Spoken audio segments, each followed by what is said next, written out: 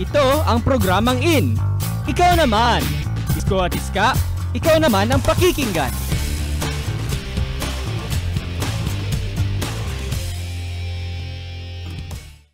In talaga, dahil dito, ikaw naman ang in. At ikaw naman ang pakikinggan dito sa Ikaw Naman. Ikaw naman. Ikaw naman. Ikaw naman. Ikaw naman. Ikaw naman. Ikaw naman. Ikaw naman. Ikaw naman. Good morning mga classmate, di ba? Yan, good morning, classmates. Ayan, syempre ngayon kasama nyo si classmate K. At si classmate Dominic. So last week na pag-usapan natin ngayon dahil bilang patapos na yung summer at parating na yung panahon ng tag-ulan. At umulan ng malakas kahapon. Oo, so medyo nararamdaman na talaga natin yung pagtatapos ng summer. Yun yung topic natin last week. And ngayon, first week of June, panibagong topic na din. At hindi siya yung new classes, hindi yun. Naks, akala ko yun. Kundi valuing life, yes. Medyo mabigat. Medyo malalim. Oo. So isn't it amazing na may panibagong araw na dumarating sa buhay natin, di ba? Oo, parang everyday is a miracle, no? Na, totoo yan. Bawat pagdilat natin ng mata ay buhay tayo. Oh, and for some religious people, talagang sasabihin nila na everyday is a gift from above, di ba? Parang everyday is parang maging happy ka everyday kasi ginising ka pa rin ng Diyos or ng mga Diyos nyo, ganun. Di ba? And it's parang daily reminder na eto pa rin, yung journey pa rin ay nagpapatuloy. Nandyan pa rin totoo yung yan. paglalakbay natin sa buhay, di ba? Kasi yun, isa nga sa mga natataken for granted minsan ay yung buhay ng tao. Parang minsan nawawala yung essence ng life dahil nagiging routine na lang yung buhay natin, di ba? Parang gigising, tapos kakain, papasok para magtrabaho para magkapera, parang kailangan magkapera para may makain. Tapos parang what else is left for us? Ganyan. Parang, di ba, routine na lang talaga siya. Totoo yan. At iba na bobore ka. Yung iba, di ba, gumagawa ng adventurous stuff sa iba't ibang part ng buhay nila and gano'n. So, may mga eye-openers din. Like, beautiful experiences. Kunyari, traveling, yun nga. And even tragic experience that make us value life. Diba? Kasi pag dumating na yung mga ganyang pangyayari, di ba, parang doon na natin ma-realize na, nako, eto na, parang before it's too late, parang kailangan ko nang i-appreciate yung life na meron ako, di ba? And nakikita na natin na kapag nagkaka-struggle na, like calamities or hardships, talagang lalaban yung tao to keep living, di ba? Or to keep existing, di ba? Oo nga, kasi di ba parang ang natural, naman for people, ang natural na, ng mga tao ay wait lang, nakalimutan ko yung sabihin ko. Wait, hindi. I mean, natural state ng tao ay, to continue living, diba? To struggle to live. Parang yun yung, natural para sa atin ng mga tao. Diba? Parang kaya nga noong una pang panahon, diba? Parang, yun? The fittest.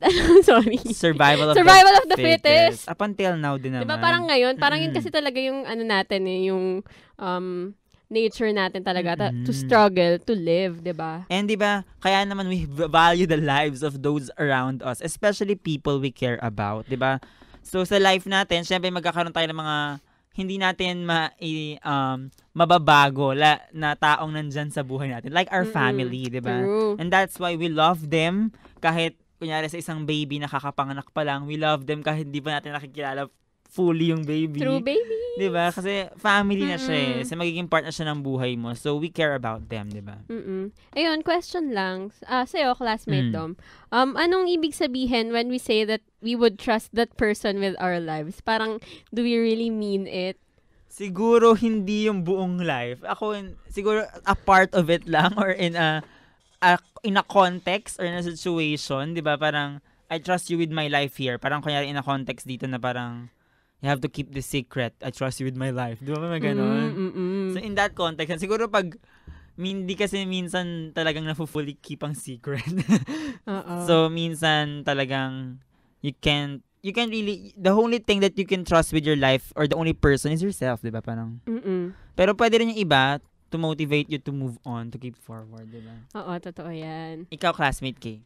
Sa tingin ko, minsan, may mga pagkakataon na pag sinasabi natin na we trust, parang, buhay ko yung nakasalalay with, with this trust. Parang totoo siya with family or special people, ganyan, di ba? Na parang dahil kalakip ng trust mo, ay andun yung life and love, diba? Yung say I love you before it's too late na kasabihan. Anong feelings natin doon? Ako na naman.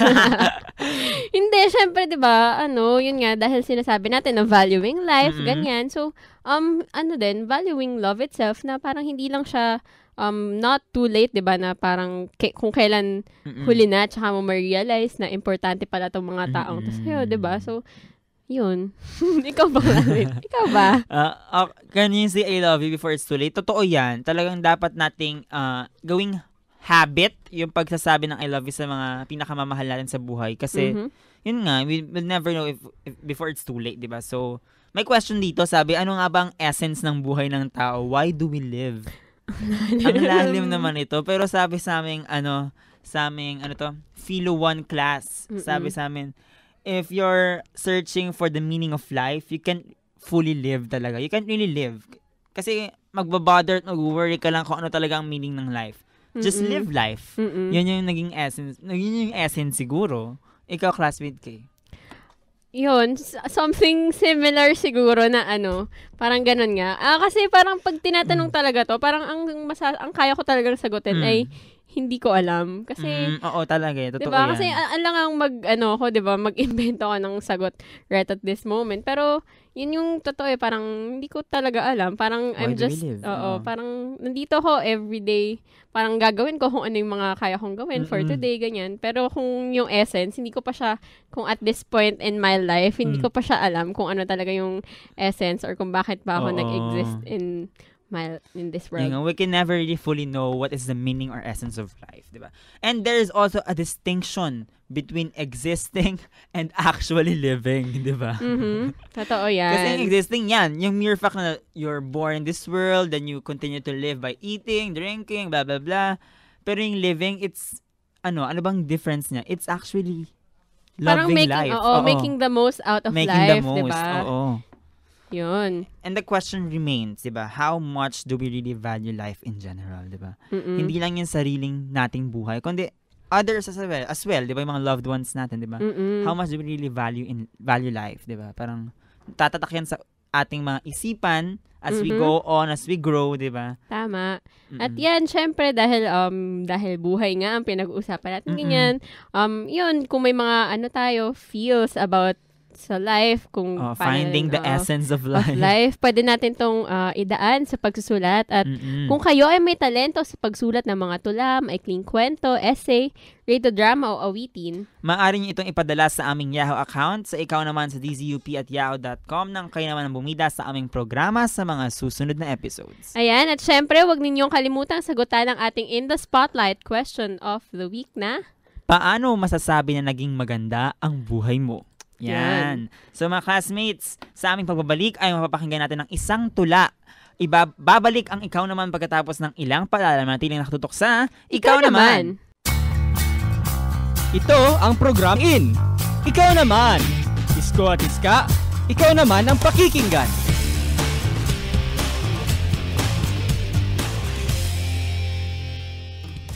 At nagbabalik ang Ikaw Naman. Kasama niyo pa rin si classmate Dominic at si classmate Kay. Kanina nga ating napag-usapan ng topic na valuing life o pagpapahalaga natin sa ating mga buhay. Ngayon naman, mag-feature tayo ng isang tula. Isinulat ito ni classmate Yasmin Tamayo.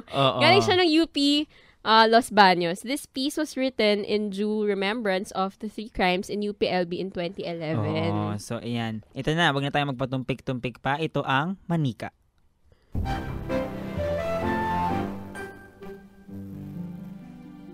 Mayroon akong 3 manika, 2 Barbie at 1 Ken.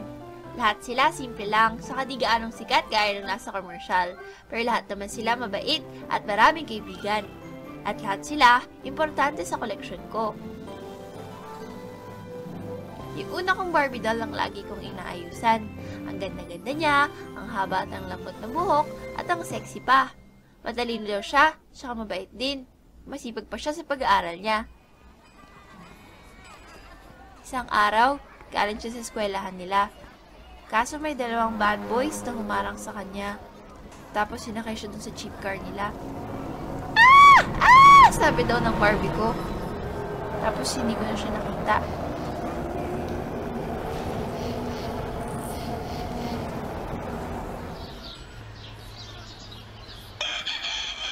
Kinabukasan, nakita na lang siya ni Daddy.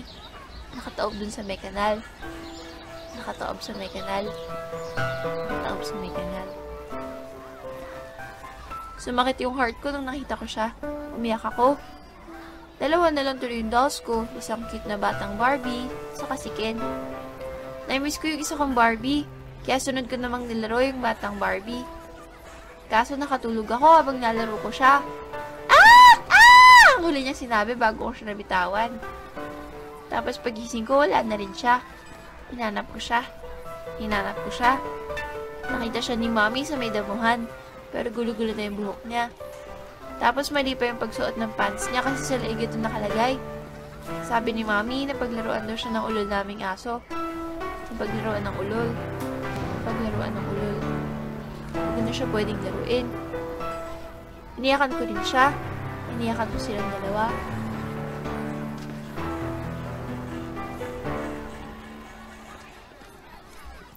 Si Ken na lang ang natira sa dolls ko. Mabait si Ken, tsaka love niya lahat ng friends niya. Hinahatid pa nga niya yung friends niya sa bahay eh. Kaya nilaro ko rin siya. Kaso inagaw siya sa akin ng dalawa kong bad na kalaro. Sabi daw ni Ken, habang hawak siya ng isa. Tapos sinaksak nila yung chest niya. Saksak nila. Tapos nilagyan nila ng maraming ketchup yung chest niya. May stain na siya. Umiyak ulit ako. Iniyakan ko silang tatlo. Tumakbo ko sa room ko. Tapos sinara ko muna yung dollhouse ko. Sabi ko kay Mommy, hindi na ulit ako maglalaro ng manika. Ayoko nang may sumunod sa kanilang tatlo. Manika ni Yasmin Tamayo. Ang bigat po ng manika, no? Sobrang bigat. Pinamumulat tayo sa isang napaka pressing issue din ngayon, di ba? So, ang title na Manika ay representation ng victims ng iba't ibang krimen sa UP Los Baños. Diba? Somehow, parang may imagine na bata pa yung persona nung tula. Siguro to signify innocence sa mga nangyayari sa paligid kaya natin, Manika, di ba? Ginamit nila yung mga persona nila Barbie at Ken, di ba? And sabi sa isang line, lahat sila simple lang tsaka hindi gaanong sikat gaya nung nasa commercial. Hindi naman takaw atensyon yung dolls pero somehow napagdiskitahan sila, di ba? At yan, sabi pa sa isang line, at lahat sila importante sa collection ko. Parang nakikita ni persona yung worth nung kanyang manika na binibigyan niya ito ng importance, di ba? And sabi pa na yung una kong Barbie doll ang lagi kong inaayusan. Ang ganda-ganda niya, ang haba at ang lambot ng buhok at ang sexy pa. Matalino daw siya, mabait din. Masipag pa siya sa pag-aaral niya. Noticeable na favorite ni persona ang unang manika, 'di ba, compared to other dolls. Since yung ibang dolls nilaro na lang niya nung nawala na yung una, 'di ba? Siguro pwede siyang mag-represent na parang siguro somehow close siya dun sa person na yun, no? Kaya siguro may inspiration siya para isulat tong tula na to. Parang, feeling ko lang naman na baka friend sila or something nung naging unang victim na parang yun nga ni-represent into dolls.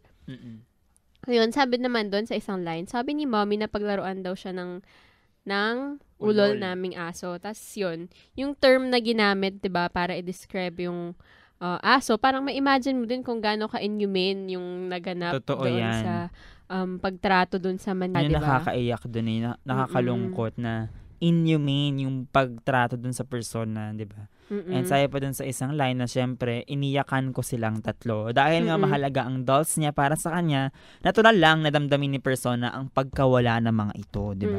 At syempre, hindi lang kasi basta-basta dolls nga yung pinag-uusapan dito, di ba? Parang real people, this is the lives of people, di ba? So, parang syempre, kahit minsan hindi ka naman close dun sa tao na yun, pag, dahil syempre tao siya, parang yun, pag nawala sila, di ba, parang syempre, mabigat yun sa pakiramdam.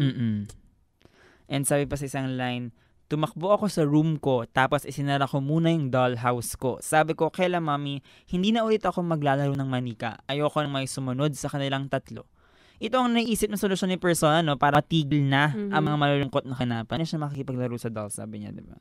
Ang sakit lang na parang kung sino pa or kung ano pa yung malapit sa'yo, parang yun yung mawawala, di ba? Totoo, talagang yun yung nakita nating pag-value ng life ngayon, di ba? Sinasabi natin na say I love you before it's too late, di ba? Oo, yun nga, yung nabanggit natin kanina, di ba? You'll never know kasi, di ba? Oo, yun. Tsaka lalong tragic yung mga pangyayari kapag hindi natural Totoo yung yan. death, di ba? Parang naging victim sila or target sila ng bad intentions of other Oo, people, nakakalungkot ganyan. talaga. Nakakalungkot yung thought na hawak ng iba ang buhay natin. Na kung gugustuhin nila ay kaya nilang bawiin ang buhay ng isang tao.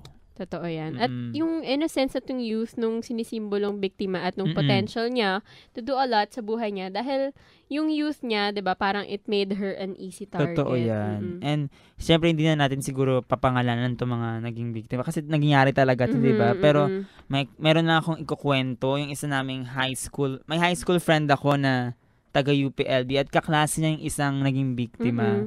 Sabi niya sobrang bait daw nung biktima, tapos kaklase niya, tapos parang katabi lang niya, seatmate niya ang pagkakaalam ko. So medyo parang nung after nung nag-spread yung news, medyo parang sobra siyang nalungkot kahit di niya nakausap ng todo like a friend. Pero alam niyang mabuting tao yung naging victim and it saddens her. And medyo nag-creep out din siya, syempre. Kasi dahil, it could have been her, di ba? Totoo yan, oo. Yun. So, yun. Kahit anong ingat kasi minsan yung gawin natin at minsan kahit anong kabutihan pa ipakita natin, parang kung masamang loob or minsan wala sa sarili or ganyan, parang wala talagang sinasanto minsan, diba? So, yun yung nakakalungkot eh. Yung feeling na nowhere is safe, na kahit tanghaling tapat, pwede kang ma-hold up, diba? Totoo yan. Dito sa may Agam Road, Oo. diba? Kahit tanghali, 1 p.m. lang or hapon, 'di ba? Meron may mga ng balitang pumapasok sa jeep, 'di ba? So medyo nakakatakot. So ingat tayo, classmates, 'di ba? Ayun, so yun, the need for self-defense techniques or ibang bagay katulad ng pepper spray, ganyan. Para Totoo. 'di ba? Para ma-ensure naman natin yung safety natin, maganda sigurong makapag-practice tayo ganyan ng self-defense or yun, makapagdala ng pepper spray lalo na for girls, 'di ba? Ayan. With the intention of self-defense. Oo, hindi naman para lang sisprayan lang kita bigla ng pepper spray. Kaya ayoko sa'yo, di ba? Mga ganun.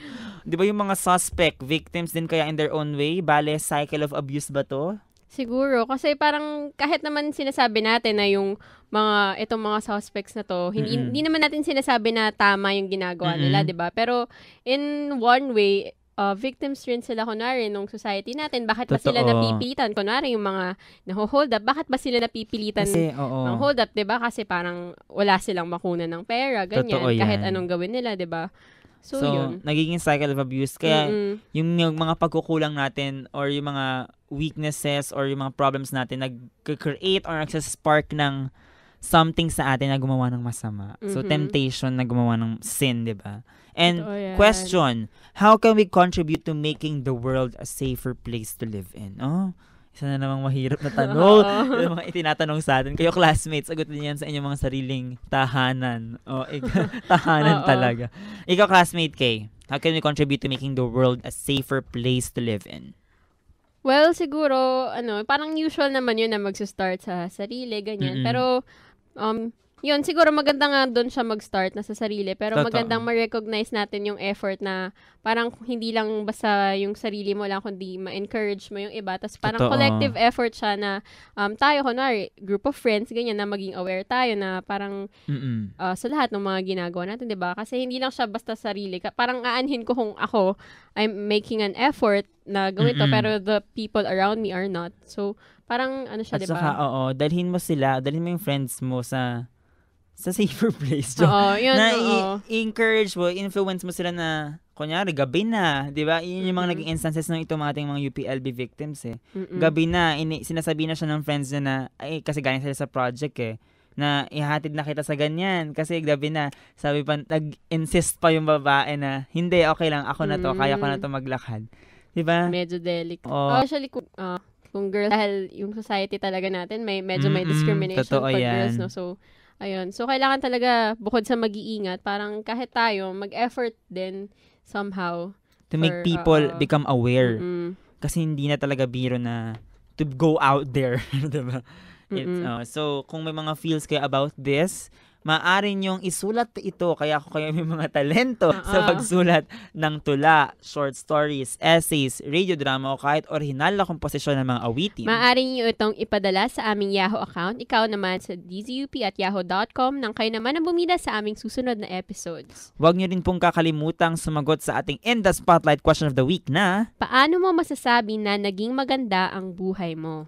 Ayan, may isa pa tayong likha tungkol naman sa pag-value pa rin ng life. Kaya magbabalik ang Ikaw Naman. Ito ang programang In. Ikaw Naman. Isko at Iska, ikaw naman ang pakikinggan.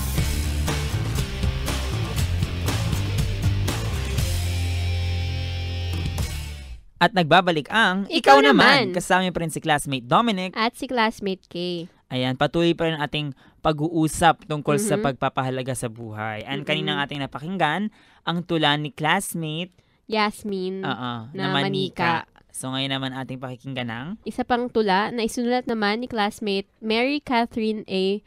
Madolora. Siya ay isang student from De La Salle University studying AB Psychology.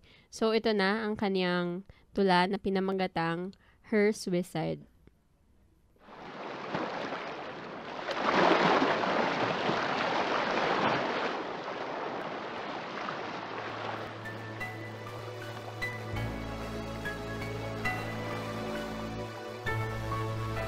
On the edge of a cliff, a girl stands, crying her eyes out, for her soul is filled with sadness, and it's too much to contain. The love of her life has left, and never to come back. She thinks she can follow him, wherever that may be. She's having second thoughts. What will she do? Jump off a cliff, or try to forget? But how can she forget when he meant so much to her? To make this decision is hard. If she jumps, she's got nothing to lose, but staying will only make her suffer more. So it's decided then, to jump will surely settle her problems. In this windy afternoon, onto the angry waves, crashing against the rock, lands the girl. The water was cold as ice against her skin and made her feel numb. But that doesn't matter. She'll be with him soon. She struggles for her breath as she sinks deeper into the ocean. And she breathes her last breath. She whispers, I love you. See you soon.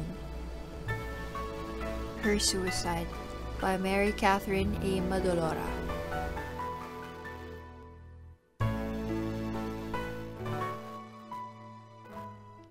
Atin ang napakinggan ang Her Suicide ni classmate Mary Catherine. Ayan, so, bibigat ng materials natin yan, ano? Medyo opposite naman siya ngayon dahil hindi ibang taong kumitil ng buhay niya, kundi siya. Diba? So sabi sa line, on the edge of a cliff, a girl stands crying her eyes out, for her soul is filled with sadness and it's too much to contain. Cliff symbolizes danger, diba? Or the cliff could also symbolize letting go of one world or jumping into a new one, diba? Tama. Sabi pa sa isang line, the love of her life has left and never to come back. She thinks she can follow him wherever that may be. Too much love can kill yung araw, diba? So nakakapag-desperate siya or nakaka-desperado din pala. Talaga yung sobrang pagmamahal na meron ka, diba? Tapos paano kapag nawala na siya, diba? Nakakatuliro. Hugot ba to last Hindi naman. Sabi pa dun sa isang line, she's having second thoughts. What will she do? Jump off a cliff or try to forget? Usually, yung mga tumatawag sa, diba, mga help desk na nagbabalak mag-suicide, nagdadalawang isip talaga sila. Dahil, syempre, parang may fear din naman kahit papano. Yun, diba? Pag you try to end your life. And this shows na may instinct talaga tayo to save our life. Diba? Self-preservation. Oo, diba? Yun nga yung katulad na nabanggit ko kanina na natural talaga para sa tao yung yung mag-struggle to live. Parang hindi siya natural kung yung tendency natin ay just to give in or surrender, 'di ba? Sabi sa isang line, but how can she forget when he meant so much to her? Yung how can I unwrite the past na line sa isang movie, medyo relatable dito, no? Oo. Ayun, sabi pa sa isang line, diba? If she jumps, she's got nothing to lose, but staying will only make her suffer more. Parang kumbaga, pag nawala sa buhay niya, or mula siguro nung nawala sa buhay niya yung beloved one niya, diba? Parang feeling niya useless na yung persona, ganyan. So, parang feeling niya kapag tumalon siya, wala na namang mawawala sa kanya, di ba? Pero yung persona, na-equate niya yung purpose in life niya with the other persons, di ba? So, kaya feeling niya, the road should end for her na rin, which shouldn't be, di ba?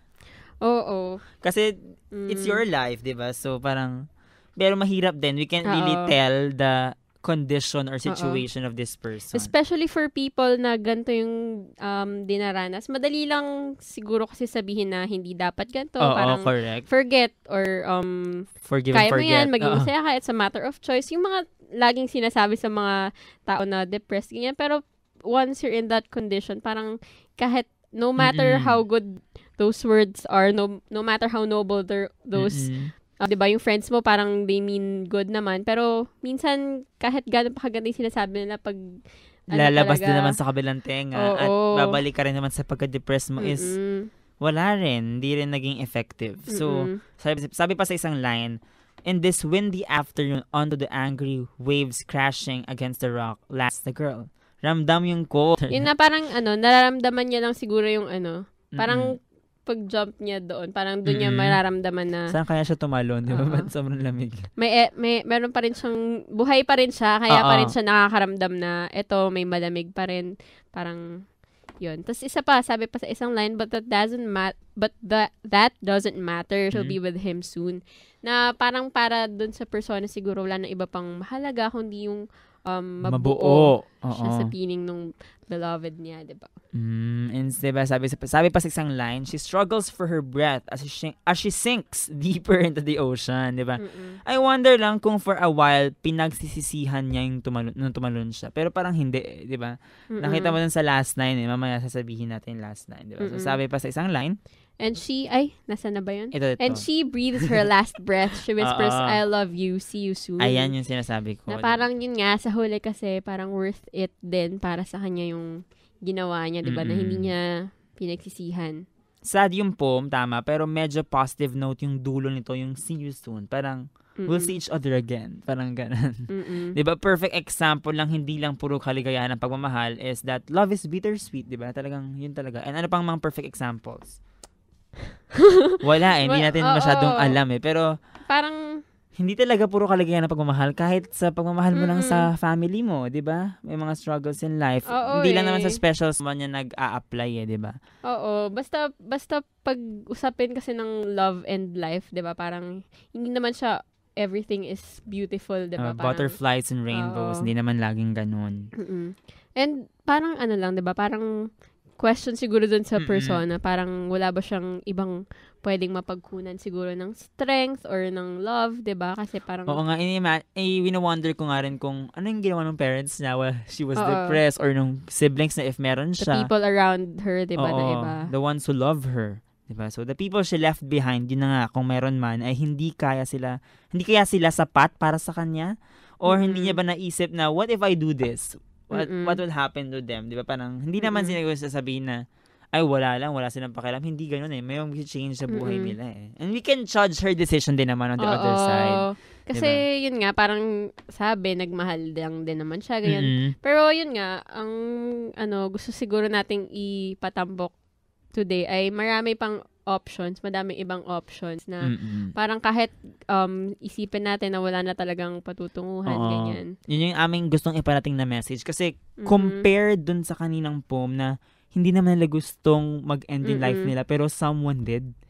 Di ba parang for you to end your life while yung others nagsistruggle to live every day, di ba? Parang yun. So, marami pa namang options dyan. So, kung depressed ka man or what. So, we can say na dalawa yung pagkamatay sa tula. Oo. Yung una, yung emotional, parang yun, sobrang emotionally drained na siya. Sobrang desiccated siguro, ganyan. Na ito naman yung nag-lead dun sa kanyang physical death dahil sumuko na siya, diba? And yun, we could help others cope so they don't suffer from these kinds of emotional death, diba? Parang, lalo na kunwari, if we know some of our friends or people around us na siguro dumaranas ng ganito, 'di ba? We could be someone na they could lean on or parang kasi kung wala na talaga silang pag-asa sa buhay, yun yung mahirap parang paano mo ipaparealize sa kanila na no, there's still hope, diba? Mahirap. Though, dapat before it's too late na para kapag-decide na yung tao, dapat inaagapan na na yung tinatawagan na yung suicide hotline or what. Tulungan nyo rin. Kaya, dapat maging sensitive din tayo as individuals for others, di ba? Parang, pag nakita natin, ay, ito parang she's not or he's not acting her usual self, his usual self. Parang, you have to ask her, you have to talk to her. Kasi minsan, ibang tao, ang kailangan nila, someone to talk to them Oo. Hindi naman nila pwedeng i-blurt out o ipagbalandakan sa mundo na depressed ako, kailangan ko ng kausap, di ba? Minsan, gusto nila sila yung manonotice na parang correct. kahit minsan ayaw naman nilang sabihin na ganito yung dinaranas sila. I think they still wish that someone would notice them, 'di ba, without them saying it out loud, 'di ba? So, yun, sana on our part naman, kunwari bilang friends, ganyan, yun yung manotice natin sa kung may mga friends man tayong ganito, 'di ba? Tama yan. And let's talk about looking for a new reason to live. Oo, yun. Kasi, yun nga, sinabi naman natin kanya marami pang ibang options. So, kung yung isang bagay siguro na ginawa mo siyang buhay mo, siguro other people or other things in life. Or this goal na nag-fail ka. Diba? Na ginawa mo siyang everything at nag-fail or nawala yun.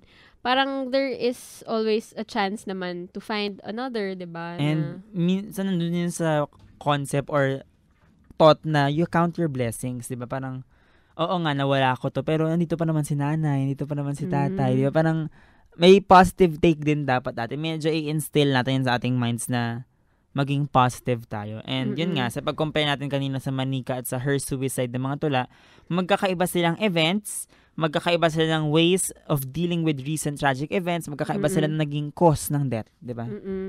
And yun, parang both personas had roads ahead of them. Tapos yun, iba yung pinili nilang daan kung paano nila tatahakin yung mga daan na to, diba?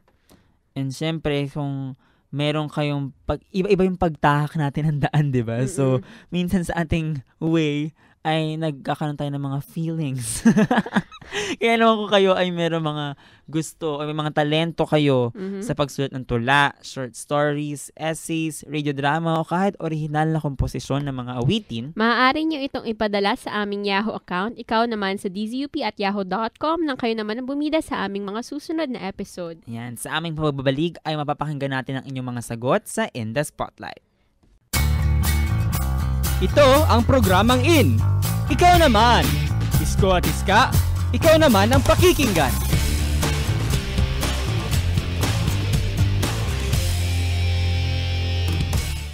Welcome back mga classmates. Kayo pa rin ay nakikinig sa Ikaw Naman. Kung saan kayo ang bida at pakikinggan. Kasama pa rin si classmate Dominic. At si classmate Kay. Ayan, patuloy ang ating pag-uusap, diba? So ngayon, ating pakikinggan ang mga sagot nyo sa In the Spotlight.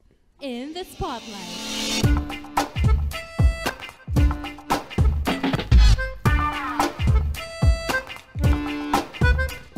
Ang ating In the Spotlight question of the week ay, paano mo masasabi na naging maganda ang buhay mo? In the Spotlight.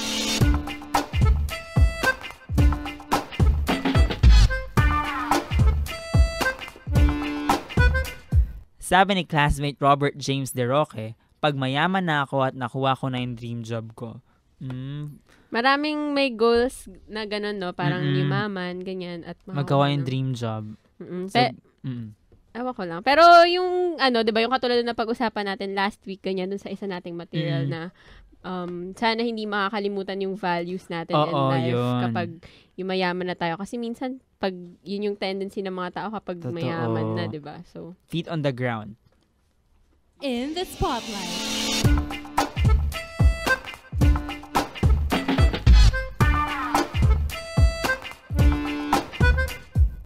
Sabi naman ni classmate Andy B. Kabiling, kapag masaya na ako. Wow. Medyo kailangan mo pang i-interpret. Anong happiness? Siyempre siya lang makakasabi nun. Kaya nga sabi ko nga last week, diba, ang gusto ko lang naman sa buhay maging masaya. In the spotlight.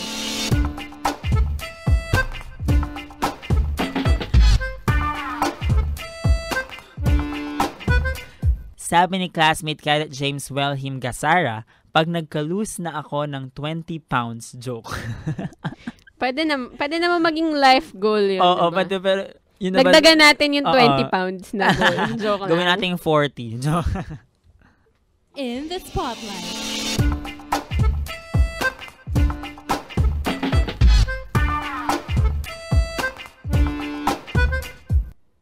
Sabi naman ni classmate Salonica Gayanes, kapag may work na ako and nakakain ko na lahat ng gusto ko. Wow, gusto ko yung nakakain ko na lahat ng gusto ko. Yung mga nakakita mo lang sa online na masasarap. Oo.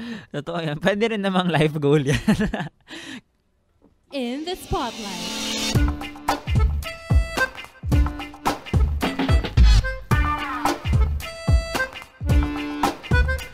Sabi ni classmate Cristel Imari Alcantara Vergara, when I will never be lonely again. Ay, hugod. Sobra yung feels ng mga tao. Grabe ngayong yun. araw, no? So, let's make friends siguro with classmate Tel, no? Para she would Tama. never be lonely again. Yan. Sabi So- pa ng isa nating classmate na si Christine Gesalva, kapag natagpuan ko na ang tunay na pag-ibig. Wow. Yung mga tao ngayon Natagpuan na kaya niya, ang tanong. yun yung tanong. In the spotlight.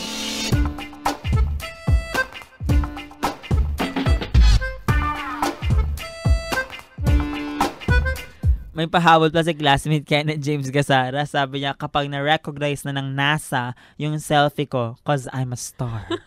Oh my! Sabi Wala to. akong masabi, sorry. Wala akong masabi.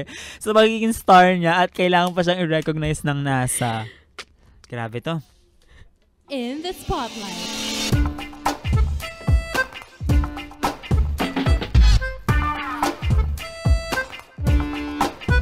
At yan ang ating In the Spotlight. In the spotlight.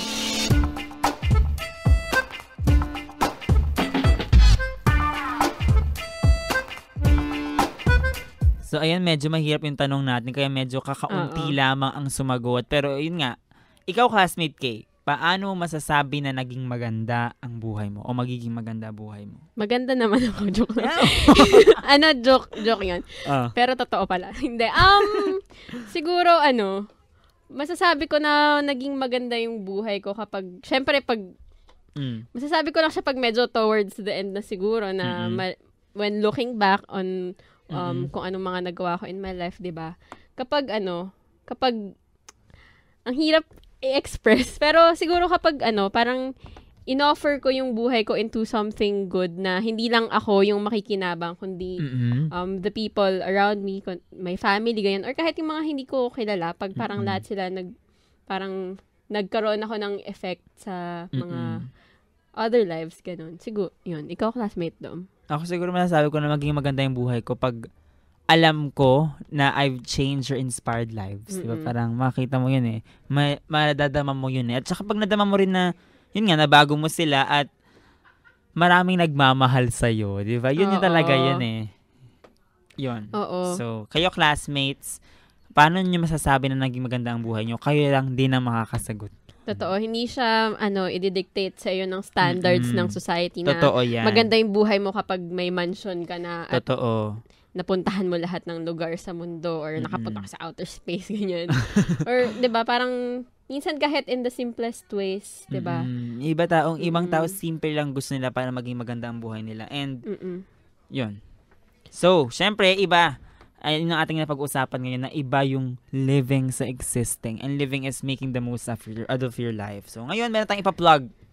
Task Force Freedom and the UP College of Mass Communication Student Council present Kalayaan, an open mic night for Maricon Montajes this coming June 11, 2014 at the CMC Veranda. Watch and listen to different artists and performing organizations as they use art as a tool for freedom of expression and liberation. Speak out and be heard. Fight for our rights. Fight for freedom. Kalayaan is part of Task Force Freedom's series of activities for Alagad ng Media Maricon Montajes upcoming hearing on June 26. Follow UPCMC Student Council and Task Force Freedom on Facebook for more updates. Ayan. So, speaking of, diba, yung mga valuing life, ganyan. So, isa si Maricon Montaes sa mga, correct. mga tao na parang makikita natin kung paano na-value yung life dahil kahit nga nasa loob siya ng kulungan, marami siyang na-inspire doon sa loob, diba? Yung mga naging inmates niya, na-inspire niya to, parang do something good. Na correct. hindi porket nasa loob ka na ng kulungan. Wala kang magagawa. Oo. Correct. So, yun, at kahit sa labas ng kulungan, marami pa rin na-inspire si Maricon Montaes. Totoo yan. So, yun, attack na tayo dito. Oo, kaya kung punta na kayo dito guys sa ating kalayaan event, kung gusto nyo mag-express ng inyong mga solidarity messages or kahit performances, di ba? Kasi open mic event to. Kahit sino pwede magpunta dito. Open to all, invited. hindi lang to sa UP. Yes. Ayan. So, ngayon napag-usapan nga natin, 'di ba, kung paano natin vina-value ang life, ganyan, at marami tayong napag-usapan ngayong araw, 'di ba? So, yun nga, continue living life lang. And syempre, kayo lang makakasabi kung fulfilling na or what. So, keep living, keep moving forward. Syempre, bukas, Student YO Universe. Hatid sa atin ng DZUP Radio Circle, the only org that goes on air. At yan mga classmates, isang episode na naman ng Ikaw Naman ang inyong napakinggan. Samahan niyo muli kami sa susunod na linggo kung saan bibida ang isang panibagong classmate. Muli, ako ang inyong classmate na si Kay. Ang inyong classmate na si Dominic. Hanggang sa susunod na linggo dito lang sa programa kung saan kayo ang in at kayo ang pakikinggan. Ikaw Naman! Ito ang programang In. Ikaw Naman! Isko at Iska, ikaw naman ang pakikinggan.